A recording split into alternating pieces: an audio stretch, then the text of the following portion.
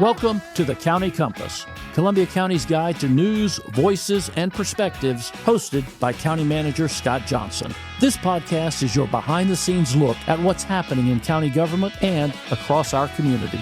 We'll talk about the services, projects, and decisions that make Columbia County a great place to live. We're glad you're here. Thanks for listening to the County Compass. Now, here's Scott Johnson. Hello, everyone, and welcome to the County Compass, the podcast that keeps you connected to the people, projects, and progress, making Columbia County one of the best places to live, work, and raise a family in all of Georgia. I'm your host, Scott Johnson, the County Manager. This week, we're going to be focusing on something that's affecting every single one of us in this state, the historic drought that is gripping our entire state, the very real wildfire threat in South Georgia with our neighbors down there. We're going to talk about the governor's state of emergency, the burn ban, local watering restrictions, and more importantly, what you can do right here at home to help with the situation that we're having. We're going to try to keep it practical and straightforward for you and actionable. So you'll have things that you'll be able to do as a resident. So let's get started. First and foremost, let's set the stage with the big picture. Some of you may have seen this. Governor Kemp has declared a state of emergency for 91 counties in Georgia. There are a total of 159 counties. So 91 counties in the state of Georgia right now have a state of emergency because of the ongoing wildfires, especially in South Georgia. We all have friends and family and people that we know, and we've been reaching out to them, checking on them. And I will say that what we've seen and what we've heard is this is catastrophic. This is very crippling for some places in South Georgia, so our thoughts and prayers are definitely with them. But what this declaration does by the governor, it gives state agencies the ability to move resources a little more quickly with people and equipment. It also helps to establish funding. Some of these counties don't have the ability to be able to take care of these issues and the wildfires, so they're having to get help from other parts of the state.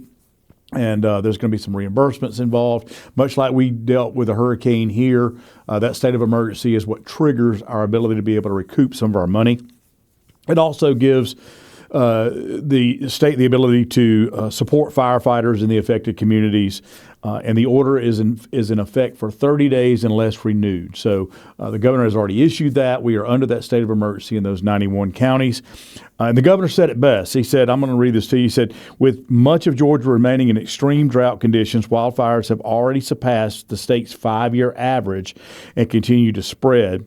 We are praying for the families who have lost their homes, as well as the first responders working around the clock. And thank you, Governor, for your leadership in this situation and all situations in Georgia. This is just another example of the governor being very engaged in every aspect of everything happening in Georgia. Right alongside that emergency declaration, the Georgia State Forestry Commission also issued a burn ban for those same 91 counties. That ban is going to also be in effect for 30 days, and it prohibits outdoor burning. And this includes yard debris, agricultural material, and prescribed burns. The goal is simple. It's just to keep from starting any new fires that would make the situation even worse. So we'll talk about that in a few minutes and just how we can kind of stay involved and what we can do to help with that. So let's talk about the fire safety for a minute. So, the dry conditions don't affect just the farms and the forest. They affect neighborhoods. And we're seeing that in South Georgia now, where there are fields and crops that are being just totally consumed by fire. But one shift of the wind could take it into a neighborhood, and the next thing you know, the entire neighborhood is devastated. And when I say the entire neighborhood, what I mean by that is, imagine, a fire just sweeping in your neighborhood and burning down every house, burning down every shed, burning every car. People, animals are all affected, not just wildlife. I mean, this is getting into our neighborhoods now. So that's why this is so important that we do our part. So even with the burn ban in place, we want to remind you, don't just go out and try to burn debris in your yard. And I know some people are doing that. They're still cleaning up, and we're in spring now and people want their yards to look nice. We're going to talk about the watering restrictions in just a few minutes. But for right now, I would say don't burn anything. Don't set a fire outside, even if you think you can control that. Be extremely careful with outdoor grills and fire pits. Again, we think it's just completely contained, and I'm just going to go out and enjoy some time by my fire pit tonight. But I would tell you that is also could potentially lead to, or at least make the devastation worse. So we want to stay away from those things. It's just so dry out there. It's crazy how fast these things can spread.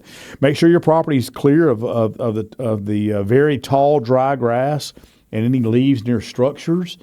So if you can kind of separate that and get, if you imagine having leaves up against maybe your barn or something like that, and then a fire starts, you got that really dry material right there next to that structure. When a wildfire spreads that way, it's just going to create fuel for that fire until it touches the barn itself, and then next thing you know, the entire barn's being burned up. And if you have hay or straw or anything like that in the barn, it's just going to be additional fuel for that fire. So we want to make sure that we keep all those things clear if we can. Make sure your home has working smoke detectors and you have a family evacuation plan. If you don't have that, you can reach out to our fire department here in Columbia County. We can help you with the smoke detectors. Our emergency management agency can help you with evacuation plans. We are here for you if you have any of those issues. We are not, I would say, not in danger of the kind of wildfires that they have in South Georgia at this moment, but we are part of this state of emergency, and it could happen right here in Columbia County. So we need to be prepared. You need to be thinking about that and making sure that you're ready just in case. If you see smoke or fire, even outside, you see smoke, on the horizon, go ahead and call 911 or 311 or call directly to our fire department. We work very closely with our Forestry Commission. There shouldn't be anybody burning that much out there now with the conditions the way they are. So if you see smoke, give us a call and we will definitely run that down for you. And we will continue to work with our state and federal partners as it relates to that. Also want to say thank you to the first responders, both here in Columbia County and all across South Georgia. There has been a call now for help. Columbia County is setting ourselves up to be able to do that. Of course, our first responsibility is home, so we got to make sure that we are very protected here. So if we have additional resources or assets that we can send to South Georgia, certainly we're going to do that. But we want to make sure we're taken care of here at home. The men and women that are working these fires are working long hours. I can remember my days in the fire service. Very, very early on, I worked as a volunteer firefighter for over 20 years. And even though the structure fires were, I guess, sometimes the most dangerous, the wildfires, the forest fires, those to me were maybe just a little more scary, I guess, in that situation, because it can change in an instant. The next thing you're fighting a fire, and the next thing you know, you're completely surrounded by fire with no way to get out, cut off from your apparatus. So our thoughts and prayers are definitely with those men and women that are working long hours now trying to fight those fires, and we are very much praying for rain to be able to help with that situation, and hopefully we have some coming this weekend that will help those folks out. So why the dry conditions? Well, drought is it. I just mentioned that we're praying for rain, so we do that a lot, but in this situation, we are really, really, really in desperate need of some rain, really in the entire state of Georgia. So let me be clear. This is serious, but Columbia County is in a strong position like other parts of the state. We're very fortunate here that we have water sources. We draw our water from two different sources. We draw our water from Clarks Hill Lake, and we also draw our water from the Savannah River. We have a very robust water system here in Columbia County. We are very proud of that award-winning service that we have. So we're not in any situation of completely drying up and losing everything right now, but drought conditions mean that we have to change the way that we operate. It gives us resilience, but it doesn't give us a free pass to be able to be wasteful or to not do the things that we need to do. So we have responsibility to conserve, especially when the entire state's in a drought. There are people downriver down the Savannah River that draw from the same sources. So for us to be wasteful here in Columbia County just because we can would not be making us good stewards, would not be making us good neighbors. So we want to make sure we stay away from that. So here's some numbers for you. Over the last 16 months, our area's received about 17 inches less rain than normal. That may not seem like a lot, but that is a tremendous amount of rain, and that's less than normal. That is a significant deficit for us. The southern part of Georgia is hurting even more. The EPD, they monitor the precipitation and stream flow and groundwater and the reservoir levels and all that. And they rate the drought from level 1, which is the least severe, to level 3, which is the most severe. And right now we're in a level 1 drought. That's where we are here. You might hear some different reports that the U.S. Drought Monitor actually comes in with some different categories from time to time. So don't let it confuse you. Georgia's official declaration is what drives our local rules. So right now we're in a level 1 drought. So what does that mean for Columbia County? It means that we're required to run a strong public information campaign encouraging outdoor water conservation. You're already seeing those messages on our social media, in our local newspapers, county website. We're getting the word out the best we can. If you have questions, you can always call us. But Cassidy Harris, our public relations director, and our entire PR team is working hard to make sure that you're educated on this level 1 drought and what it means. So just be on the lookout for all of that. The statewide rule that applies to us is very clear. There's no lawn irrigation between the hours of 10 a.m. and 4 p.m. So if your lawn is on a timer, your sprinkler system is on a timer, make sure that you're adhering to that. No outdoor watering from 10 to 4. It's the hottest part of the day, and when evaporation is the highest and really water is wasted the most. So you can still water your lawn in the morning, or you can do it after sunset if you want to. But we would ask you just to reduce your days of watering, the number of days, reduce the hours, the zones that you water. You know, I know a lot of you have made significant investments in your landscape, preparing for tournament week that we had just a couple of weeks ago. And I understand that, and you want to keep that watered, and that's okay. You can do that. There's just manners in which you need to do that. But the lawn itself, folks, lawns in Georgia are very resilient. Most of the grass we have here in Georgia is very resilient. It will make its way back once you start putting the water to it later. So if it needs to get a little brown, let that happen as we try to conserve water and do our part. Here's some easy no-cost things that you can do right now. Check your irrigation system for leaks or broken heads. You know, one broken sprinkler can waste hundreds of gallons a week. I just realized at my house that I had my main water line that runs, and I have a long driveway, and my main water line kind of runs through the woods up to my house from the meter that is out of the curb. And it's a long distance. It's a pretty long haul, several hundred feet. And I didn't realize this, but I had a slow leak that I guess was actually occurred during the hurricane. And so here we are now, a year and a half going on 2 years later, and I've got a slow leak in my system. My water bill had been a little bit higher, but I didn't really realize that. But when they went out and checked that, I found out that I was actually leaking hundreds of gallons of water every single week. I was paying for it, but still, that's just wasteful.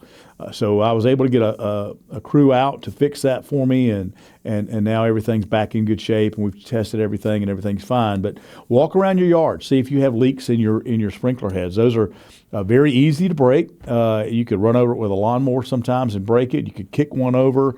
People drive over sprinkler heads all the time. So you want to make sure that those are fixed.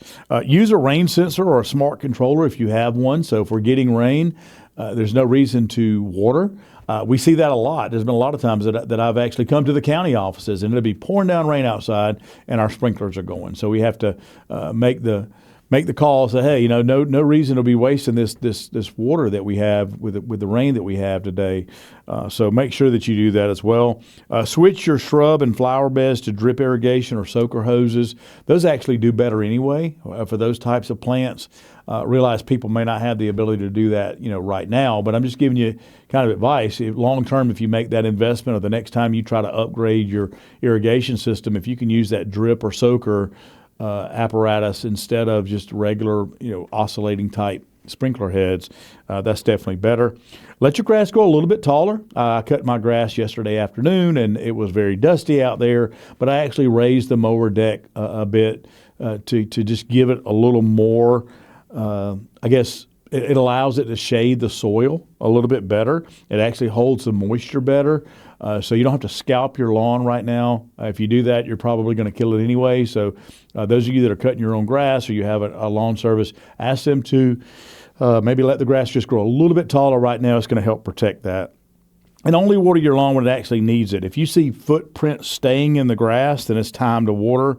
If it springs right back up when you walk in the grass, then you can probably wait a little while. That means that your lawn is actually getting the water that it needs. So, again, a lot of us are creatures of habit, and we just want to make sure that we water continuously on these days at these times. But these are some things that we can do to help conserve our water.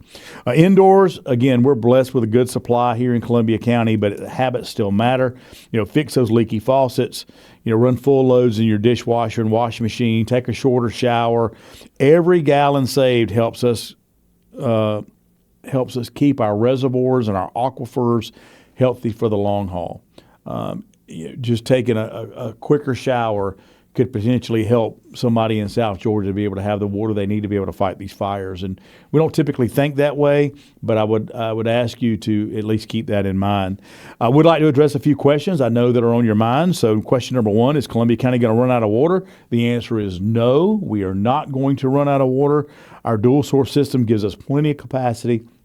We have plenty of capacity right now, but conservation now prevents problems later and shows good stewardship.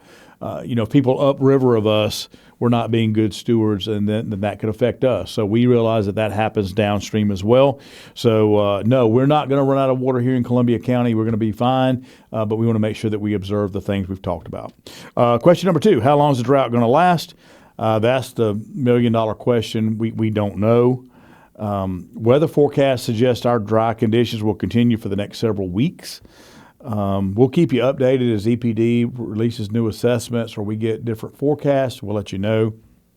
We just don't know. Again, we're in a kind of a historic drought right now. We don't know exactly how long that's going to take. Question three, can I still wash my car and fill up my pool? The answer is yes. Under a level 1 drought, you can do those things. Just use common sense. So use a shut-off nozzle on your hose. Consider waiting on a new pool fill until the conditions improve. But I realize some of you that are maybe getting those installed now, want to fill it up and use it for summer. You can still do that under level 1. We just ask you to be careful with that. Question number 4, what about the farmers and the agriculture? We are very, very mindful of our agricultural neighbors. We have agriculture here in Columbia County.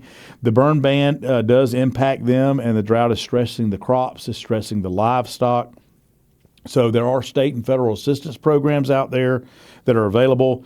If you have questions, you can reach out to our extension office here in Columbia County locally, or reach any of the state or federal agencies by contacting them directly. Columbia County, we've come through challenges before: hurricanes, floods, dry spells. What gets us through is neighbor helping neighbor and everybody doing their part. And you are so good at doing that here in Columbia County. So here's my ask. Make sure that you follow the watering rules. Make sure you honor the burn ban. Check on our elderly neighbors who might need some help with yard work or conserving water or those type things. So that's really it in a nutshell. We just really wanted to give you kind of a quick overview of what's happening here, explain to you what a level 1 drought is. Be watching and listening for those levels to change as we go through the different levels. We may very well find ourselves in a level 2 or level 3. We're hoping that's not the case, but just make sure that you pay attention. because the rules will change, and we're going to have to enforce those rules. So again, be good neighbors, and let's try to help each other the best we can. So I would say thank you for listening to this episode.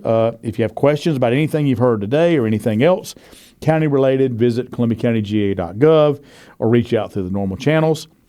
As promised, we end our episodes on the most ridiculous thing I've heard lately. So last week I announced my retirement from Columbia County at the end of the year. Thank you for those of you that have reached out with the well wishes. For those of you that are glad that I'm leaving, I'll say thank you to you too. Either way, the result is still the same. But I did want to tell you the most ridiculous thing that I've heard lately, and that is, no, I'm not going to rescind my retirement if certain candidates win or lose the election. This has absolutely nothing to do with the elections. I said it before in the previous episode. I've been through lots of elections here in Columbia County. So no, this is not some kind of political ploy. No, I'm not retiring to run for office. I heard that this week. Somebody said, hey, Scott, I heard you were retiring and now you're going to run for chair of the county commission, or you're going to run for a district commissioner. First and foremost, the code prohibits me from doing that from 1 year from the time that I leave office as county manager. But I have no interest anytime in the near future or really ever running for political office. I feel like my almost 4 decades in public service is probably enough. So no, I'm not retiring to run for office. And here's my favorite one that I heard. I am going to be running the county as sort of a shadow operative, working in the background, pulling the strings and telling everybody what to do. Absolutely ridiculous. Not true. What I will say is that I will be here. I'm still going to be a resident of this county, and I want to be engaged and involved. So I'm willing to help any way that I can. But this is not some plan for me to slip away and then just run the county from the shadows. We have very, very, very capable people on our team here in Columbia County that I really hope to see move up. We have very capable elected officials in place that I hope to see stay and flourish. So we are in very good shape here in Columbia County. Not a lot's going to change. So for those of you that think that there's some ill will or some underlying motivation or anything like that, absolutely ridiculous. So that wraps up this episode of the County Compass. If you enjoyed it, make sure you subscribe on Spotify, Apple Podcasts, or YouTube. Leave us a review. More importantly, thank you for tuning in and being engaged, an engaged part of what's happening in Columbia County and our community. Your input and participation makes our county stronger. I would say stay safe, stay involved, and keep loving this county as much as I do. Take care. This has been the County Compass, Columbia County's guide to news, voices, and perspectives. Thank you for listening. We appreciate you taking the time to stay informed about the issues, initiatives, and people impacting our community. And we sincerely hope today's conversation helps you better understand the work being done in Columbia County. Be sure to subscribe so you don't miss future episodes. As always, visit Columbia County's official website or social media channels for additional information. And until next time, thanks for tuning in.